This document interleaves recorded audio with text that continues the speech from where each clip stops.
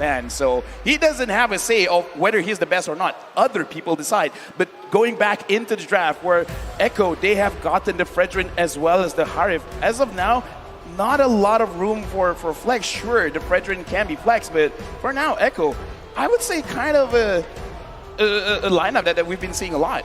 And the Harith here, we've seen that it's very effective in the right situations, right? Mobility and survivability from the kit. But honestly, against a lot of beefy members, it does seem like it does lack that hyper DPS in that late game. Although for Blacklist, this is a very quite the early Diggy pick, and we haven't seen it in quite a while. Yeah, okay, so right now, looking at the draft, because we have to look at the first 3 picks for both teams, because from Echo, they have a pretty strong front to back with the Eve as well as the Fredrin. Putting people in the box, make it easy for Harif to actually engage and go in. Now, Blacklist International, they're answering the first 3 picks with a Diggy. Now, we got to think about this. Is the Diggy being used to apply pressure early in the gold lane, or is it really to make sure when it comes to the team fights, the team is going to be safe? Yes, and they are going to go for a re-engage lineup. And what does a re-engage lineup hate? When they don't control when they go in or out, and that's why they're banning the Franco.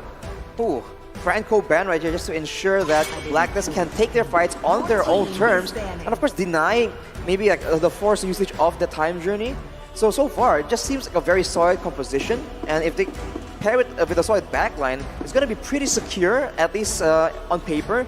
But considering that they have a Claude in their lineup, it's going to be a bit weird deciding where the team as a whole wants to move, right? Do they want to go forward into danger or actually backing away from it? This is kind of good because they're going to keep Echo guessing, and I feel like the Diggy pick has confidence here just because you see the Fredrin and you're assuming the Fredrin is a jungle, because as a Diggy you can apply a lot of pressure by putting your alarm bombs. It doesn't feel good going up against like an assassin jungler that can kill the Diggy over and over and over again, making the Diggy really not that strong. And because the Valentina has been banned, the Grok has been banned as well, kind of feeling like they don't want too much of an engage coming in from Echo.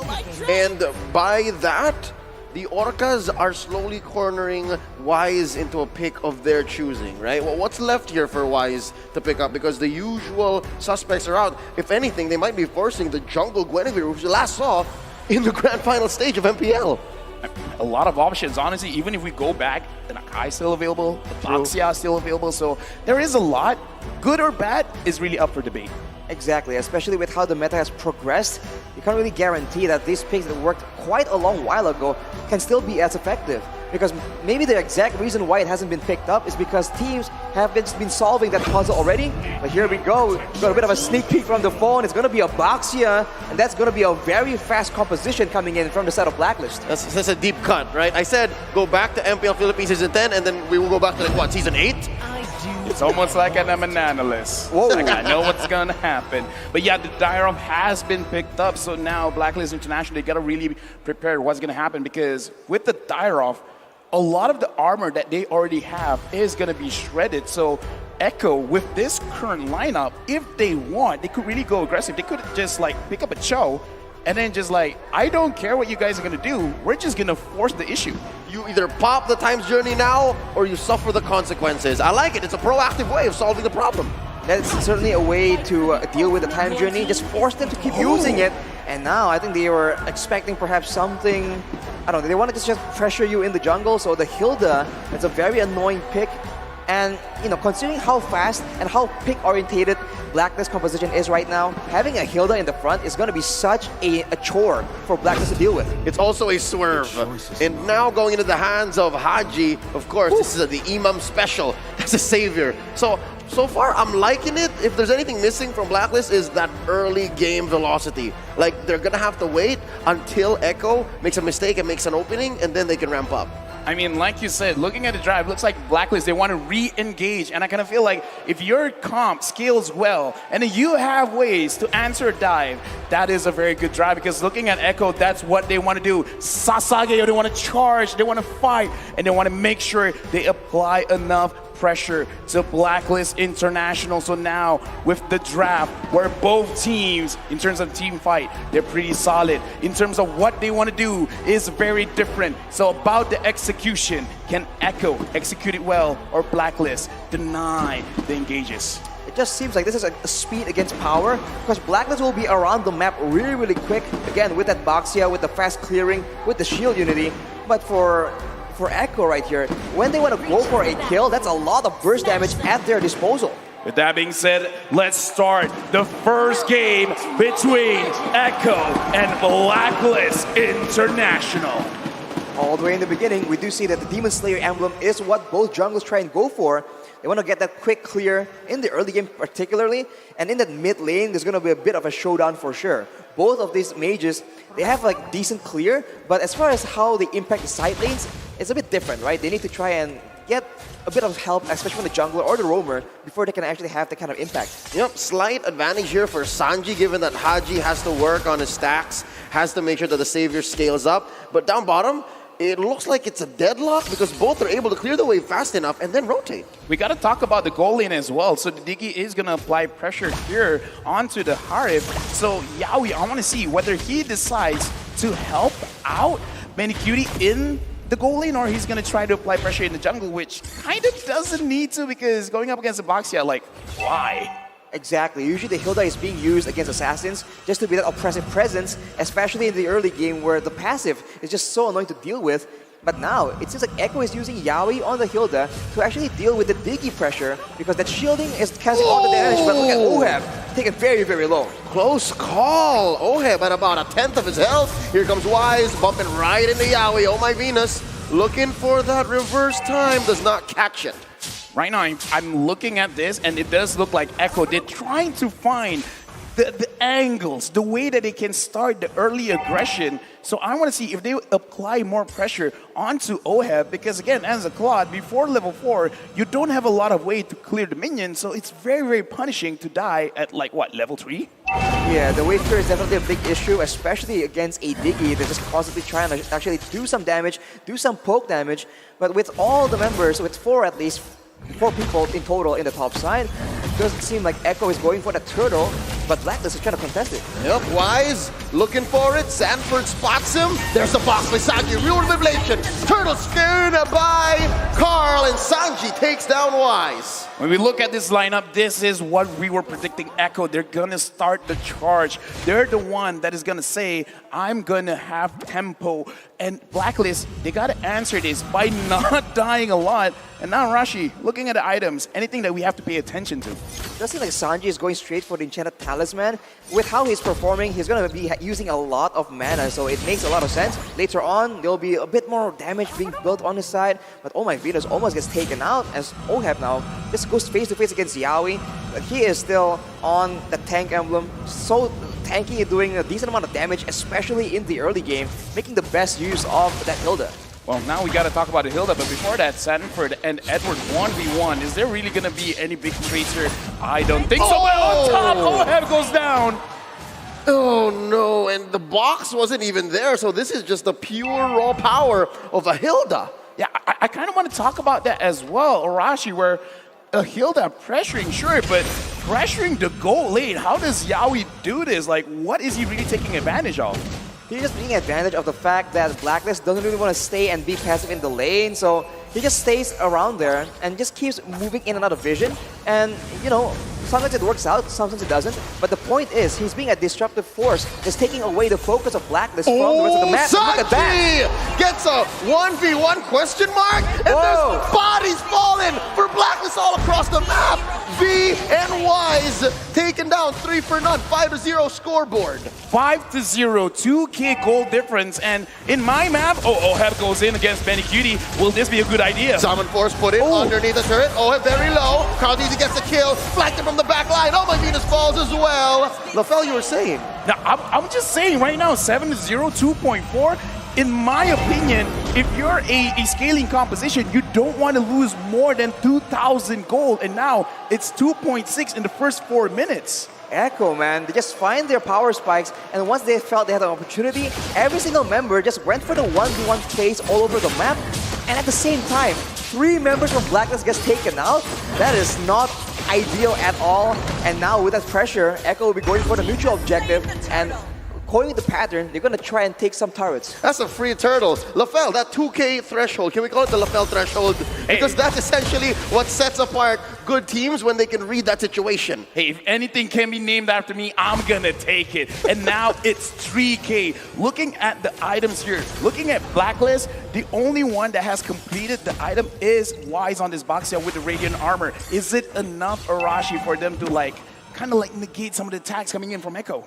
Well, they can negate some damage, especially from Harith as well as the Eve. But, I mean, Yaoi on the Hilda is still doing a massive amount of damage. And don't forget, this Dyrod, Sanford on this Dyrod, is actually one of the main counters for Wise. So the Radiant Armor will not be helping in that department. Oh, Venus already committing the flicker. Carl Deasy gets a beat on the Queen. And Appraiser's Wrath taking down the Diggy. Second, make that third death for the Roamer. And right now, Blacklist, they have nothing to answer. They gotta slow it down. Oheb just completed his Demon Hunter sword, and Wise tries to do it, but he can't do anything. 4 members on the Wise. He's cornered here. 3 members make that 4 Wise. Chrono, Fissure. Oh no, there's the box. BMI out. 1 down. They're just doing damage control here. Blacklist. Blacklist is getting corralled, getting cut off from their base, and honestly, Echo is just making the best use of this early game pressure, and they're not done just yet. Oh, Sanford flickering on out. They catch Edward. Here comes the cavalry. Oheb with a blazing duet on out of dodge. Lightning and thunder pushing away Echo. Right now, looking at the situation, Blacklist International, they're very comfortable of playing from behind, trying to wait it out, trying to make sure they fight at equal ground. But now, I gotta ask you, Arashi, Blacklist, realistically, what can they do to stop the bleeding? They need to try and just prepare the crowd control, stick together. But the problem is, for Echo right now, every single member, generally the main carries, can't go for those solo kills yet again. So if they just stick together, yeah, maybe they can avoid getting killed, but then Echo will just start destroying them in the macro gameplay, in the rotations, in the vision game, and that is not ideal either. Oh, Edward catches one. Here comes the RWM. Diggy, oh my Venus with the Time's Journey. They take out Sanford first.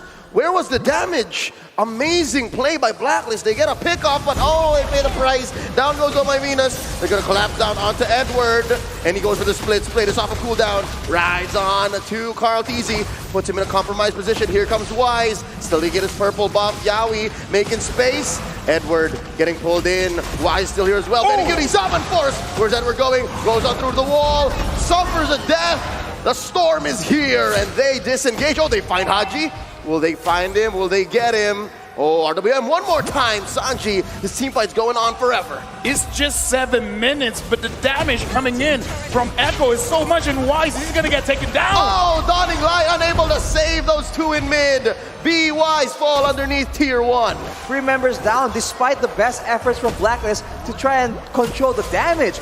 It's just so much burst coming in from the side of Echo, and look at that. There's nowhere to save. They're not done. Carteasy finds him in the back line. Sanji with the Void Crystal. Pop in Oheb. And now Edward and Oh My Venus finding sanctuary underneath tier 2.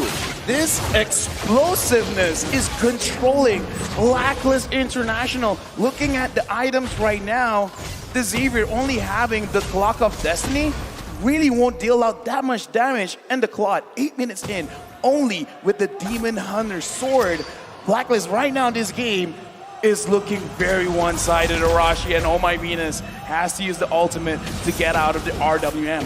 I mean, Sanji right here with the Ice Queen's wand. Just popping that alone is enough threat for Blacklist to just react with so many skills. And on top of that, Benny Cutie is supposed to be a late game hero. He has so much damage right now. Oh, it's a full-on engage. Haji very low. Oh, Appraiser's Wrath puts him at 1 HP. Grandma! Sanford finishes him off through the wall. Now it's Edward in the front line. Split. Yaoi cordoning off the rest of Blacklist as they go for this purple buff steal. It's calm for now, but Echo are just pummeling on through Blacklist jungle straight to the Lord. Right now, I honestly, I gotta ask you, because Blacklist, 7,000 rolled down. Should they be getting any kind of view of getting a comeback? Who is it going to come from? Is it going to come from Haji, Oheb? Who is going to make that comeback happen? In that sentence alone, they went up another 1,500, right? Oh, wow. Wow. It's at 9 now almost. So I'm guessing if it's up to me and if it's something that I've seen before, given my history with Blacklist, it's got to come from Haji. So again, protect Haji at all costs and protect the map. I have to agree with that statement, man. Haji is the one with the wave clear. Haji is the one that later on, I guess, can just do a lot of poke damage with the Dawning Light. So I think he's a big factor. And if Echo still goes with his aggressive style, he's the one with the Mystic Field that can stop a lot of this playmaking. But look at that. It's so aggressive coming in from Echo. Oh, look at the angle that Yaoi and Carl are drawing. Concealed play by Yaoi. Disengages, pushes them away, allowing Carl to steal the orange. Right now, Echo, they're really pushing hard because Lord is coming up top.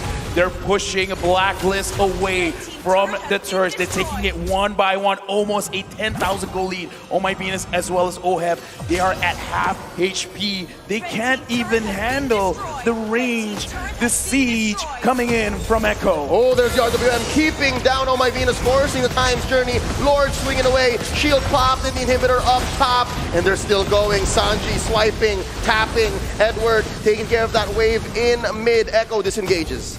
Man, that poke damage coming in from Sanji is just brutal, man. With the glowing wand right here, every instance of damage is getting buffed, and even the tankiest member, like Edward, will just start suffering from that percentage HP damage. Taking a look at the items, Oheb has the golden staff, but is it too little too late? If you compare him to Benny Cutie right now, that's a lot of true damage. Oh no! Right underneath that inhibitor, they take down Haji, blazing the way by Oheb, but it's a little too late. They're gonna take it down. Another RWM. Yaoi very low, still gets out, has an immortality. No casualties from Echo. Blacklist can't punish. Yeah, Blacklist can't punish because, again, a difference of like 1.5 items right now between Echo and Blacklist. Like, that is... Per hero! Per hero, mind you. So now, like, the deficit is like so big. Even I'm asking myself, is this really comebackable? The gold difference is almost at 1k gold per minute, man. It is insane, the tempo that Echo is pushing onto Blacklist. And despite their best efforts, even now, the jungle is just never really a safe place. And the only time Blacklist can come out is when Echo pulls back. But even that might be a trap, because that means there's a longer distance that Echo can just run Blacklist through, right? Just chasing them all the way with the slows, with the crowd control. And it's a nightmare for Blacklist right now. Good news, bad news. There's a push by Oheb in the bottom lane. Bad news is, as soon as Echo takes this Lord here, it's Luminous, 12 minutes past, it's going to be harder to rely on Haji. It's going to be difficult for Imam alone to be the insurance policy because they can't stay in their base alone because Echo's going to keep coming. If anyone asks us again, like, what is a snowball? I kind of feel like this game is the definition of a snowball, taking a small lead up in the gold lane and then translate it all over the map. 11,000 gold difference. Blacklist, oh my Venus, using the Diggy is good at protecting the backline, but it's not tanky. The items as well is built on utility mage items, so he can't tank the damage. The only one that can is Wise and Edward, but at this point, it doesn't look like it's enough. It is an Imperial Wrath Diggy, so it's supposed to actually do a lot of poke damage, but against a Hilda, against a Fredrin, it's just not enough, and now Echo make the deciding play. Oh wow, Sanji with the Void Crystal alone forces Haji underneath the base. They're gonna force the issue here. Lord swinging away at the base. Tier 3 turrets, inhibitors in bottom, very low. Mid as well, compromised. There's a wave crashing on through. Blacklist holding on.